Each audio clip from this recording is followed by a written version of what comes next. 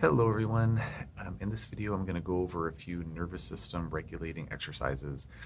The context for this video is with respect to using exercises that can be implemented when using the Safe and Sound protocol.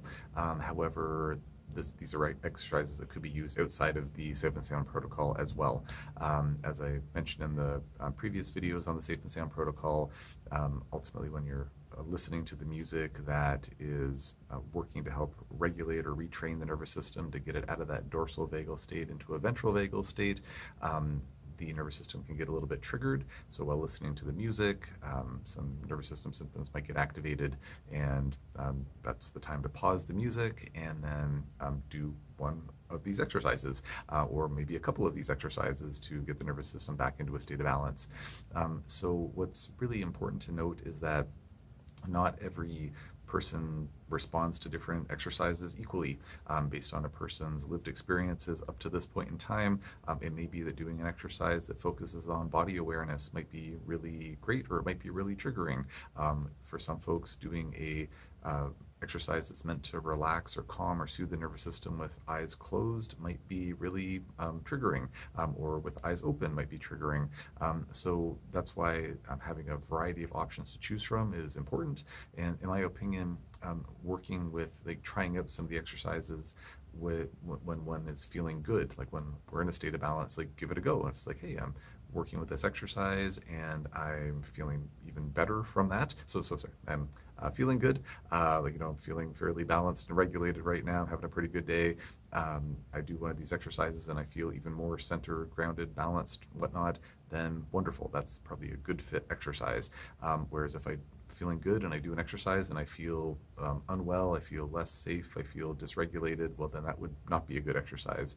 And bearing in mind that from day to day, different exercises might be better tolerated than others. So it might be that, hey, I'm going to do this, sensory orientation exercise, and one day that's helpful, and the other day I'm 30 seconds into it and I'm feeling worse. Well, then switch to a different one. So that's why it's good to have a few different options. Or it might be that I'm going to do one exercise and then it leads into another one. So one can mix and match. There's no one size fits all. And even within the same day, or even for the same person, there's not a one size fits all. So generally speaking, with the Safe and Sound protocol, I think it's a good idea to have maybe 3 to 5 exercises to choose from, and that way, depending on the day, the situation, circumstance, then there's different options to switch to if a go-to isn't quite the right fit at that particular time. So I'm going to go through, I'll see how the time's doing on the video, but I'll aim to get through about 5 different exercises today. So the first one is referred to as the sensory orientation exercise. Sensory orientation exercise basically just involves either with eyes open or eyes closed, again, depending on what the individual preference might be, just basically being aware of your senses. So, we of course have our, 5 senses. I mean, some people have a 6th sense, I suppose, but we generally have our 5 senses, sight, touch, taste, smell, sound.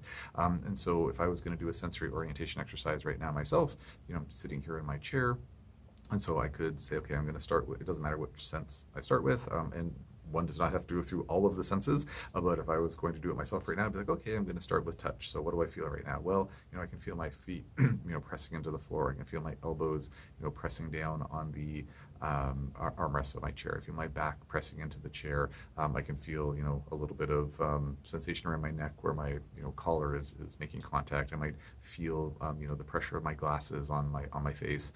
And then, what do I hear? Well, right now I don't hear a whole heck of a lot, but there's a little, whirring in the background from something on the HVAC system or whatever it is. In terms of smell, I can smell the essential oils that are in the spray that I spray in my office in the morning. So basically and then taste is kind of a little bit of a weird one. There might be a taste in one's mouth, but maybe a person's chewing gum or something like that, and they taste some peppermint or something like that. So basically just by engaging those senses, it can have a centering effect for the nervous system. So that's the sensory orientation exercise.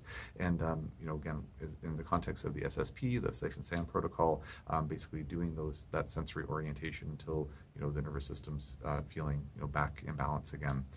So that might be 30 seconds, that might be 2 minutes, it might be 5 minutes. It just depends on the day and the person in question.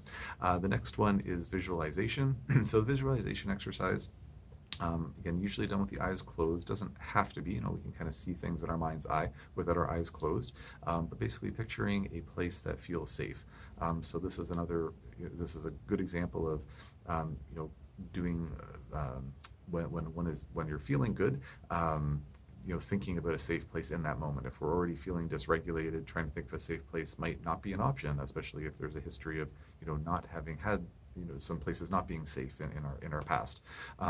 If a person's not really, sure about like, oh, well, what's a safe place for me? A good kind of default option is to just, say, okay, I'm going to picture myself out in some place in nature, and then wherever that happens, whatever happens to come to mind, whether it's like, oh, it was a hilltop that I climbed before, or it's somewhere in a forest, or it's, sitting out on a stand-up paddleboard, out in the, out in the ocean or on a lake or something like that.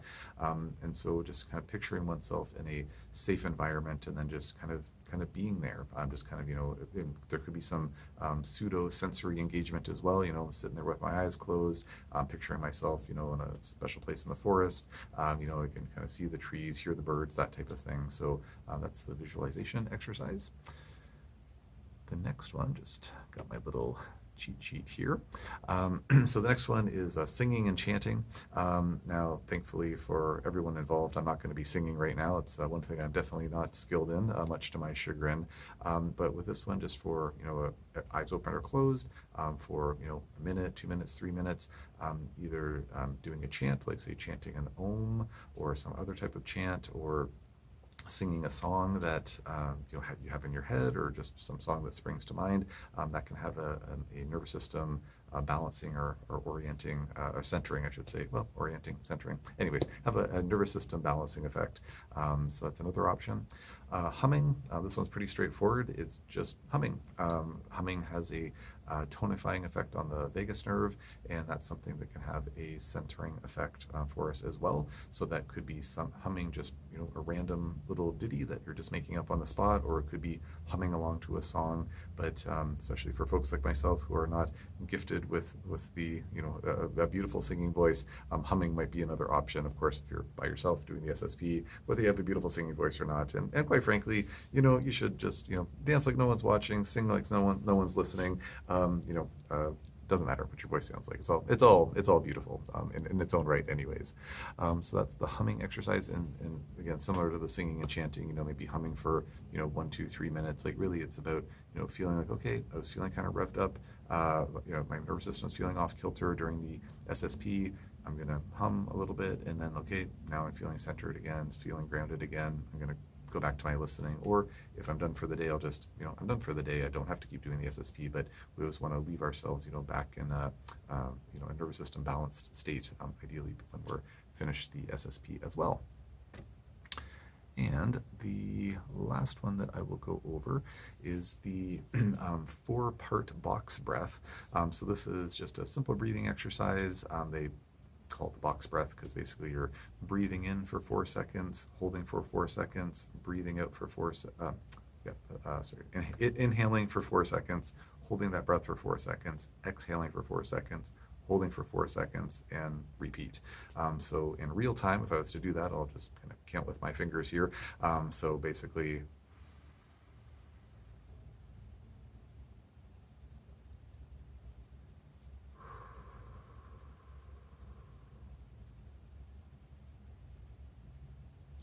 can't wait to see what YouTube just randomly screenshots for this, for the cover photo for this video. So hopefully I'm not just have some like weird, hand position up here, inadvertently flashing gang signs or something like that.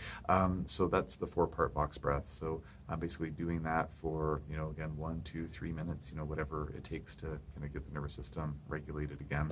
There's a couple of other breathing exercises that I'll talk about in the next video or two, but those are, that's one of them. So those are a few options, and I hope that this was useful.